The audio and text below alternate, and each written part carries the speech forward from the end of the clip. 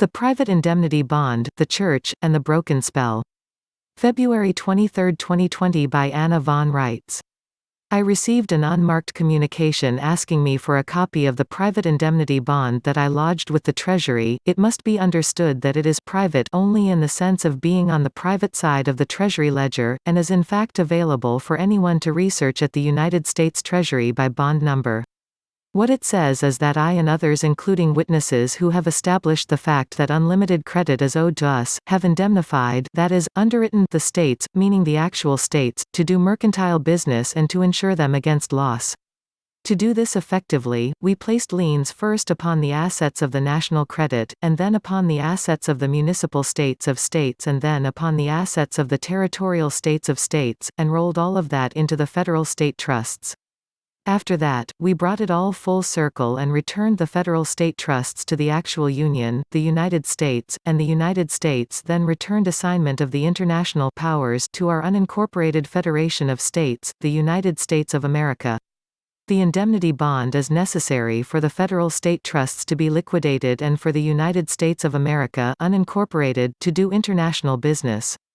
Similar to owning a car, the ship of state must be insured and underwritten when it conducts international business. In the same way, the United States of America takes precedence as the priority creditor in international waters over all delegated authorities, the Queen and the Pope, and also over all federal entities, including all U.S. corporations, states of states, and so on.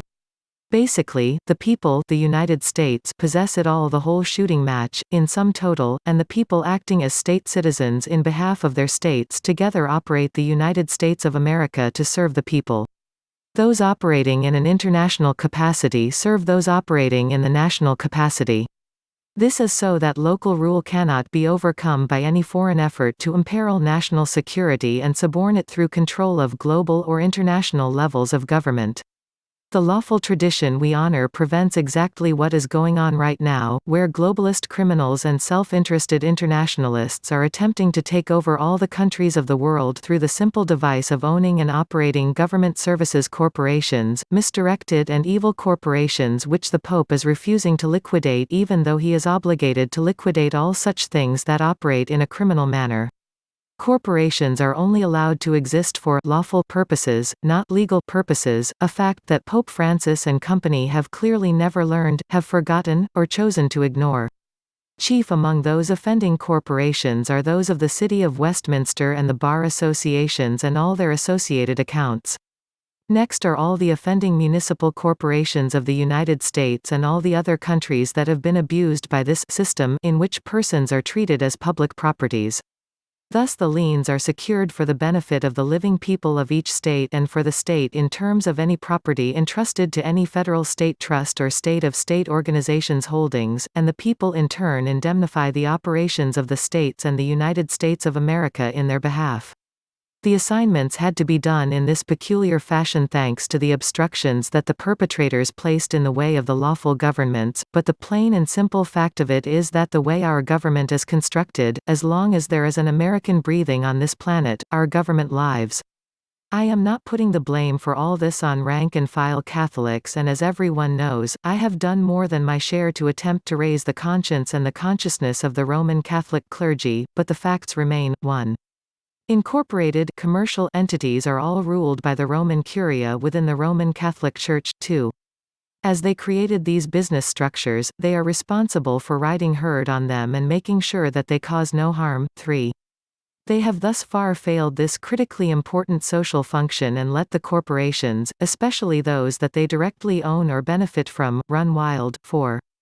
They have directly supported operant programming that is highly immoral through investments in organizations that target young children, like Disney, which is now owned by George Soros, and the illegal Federal Department of Education that Jimmy Carter used to dumb down 4 generations of Americans. 5.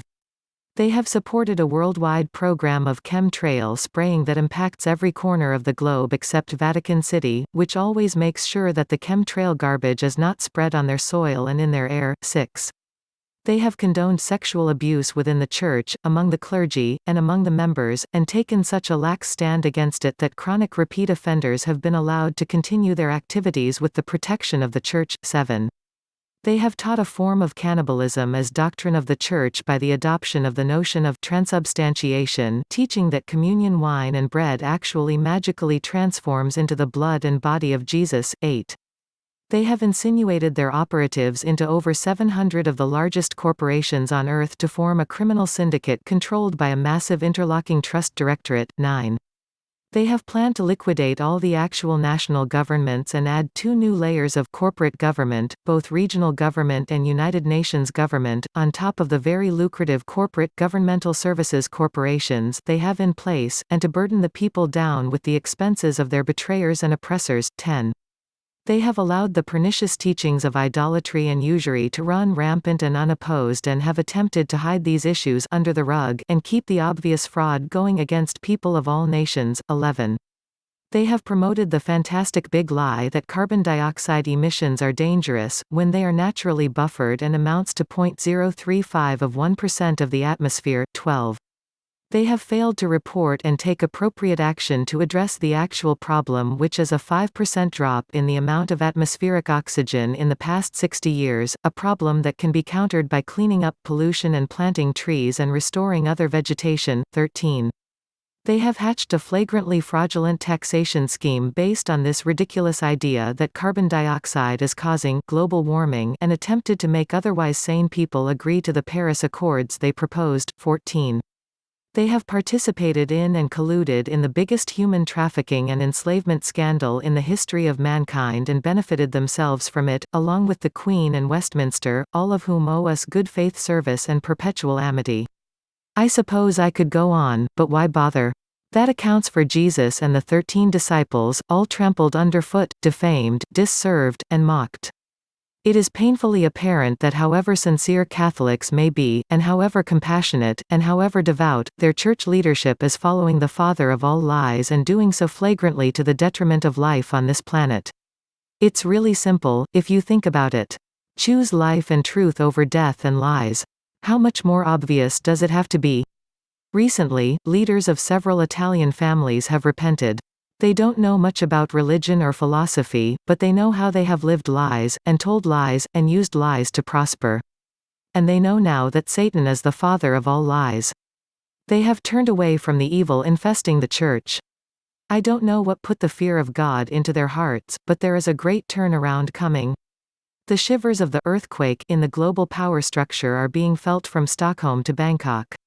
I felt exhausted this morning when I woke up, tired in a way beyond physical stress, the kind of tired one feels after a great spiritual battle, so tired in fact that I didn't immediately notice the change in the atmosphere.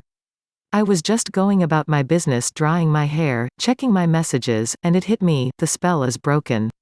Enough people have awakened so that the powers of illusion and propaganda and lies and pretending to be something you are not, are broken, snapped like a rotten rubber band. I shook my head in wonderment. The spell that has kept people enslaved for thousands of years, kept people worshipping idols, kept people our war, all of it, is broken. Gone like a bad smell or a black cloud. All of a sudden, the atmosphere has changed. We are not in the same world we were in yesterday or all the other days we can remember. And all of a sudden look what has begun. Tucker Carlson warns that America is being attacked by its own ruling class. https://fxn.ws/3bx4usj Another brother woke up, a flicker of life in the corpse of the Fourth Estate. And this, https://tinyurl.com/crown-depopulation This really is unheard of, someone else besides me reporting on the Brits at the bottom of every dog pile?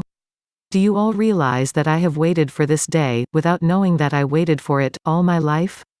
And now that it's here, I can't quite take it in and am too tired to enjoy it? But tomorrow, a great many more Americans will wake up, and more Italians, and more Swiss. More Germans. More Brits. The tipping point has been tipped. Please consider making a small donation to help support Anna and the Living Law Firm, by visiting the AmericanStatesAssembly.net, scroll to the bottom and click on the Donate Now button. Thank you. If a donation is not possible, please create topic-specific playlists and share with family and friends. Thank you. If you enjoy having Anna's latest articles made into videos, please consider making a purchase from Ed's website wellnessrods.com. Thank you. If you enjoy having Anna's latest articles made into videos, please consider making a purchase from Ed's website sacredintuitiveelements.com. Thank you.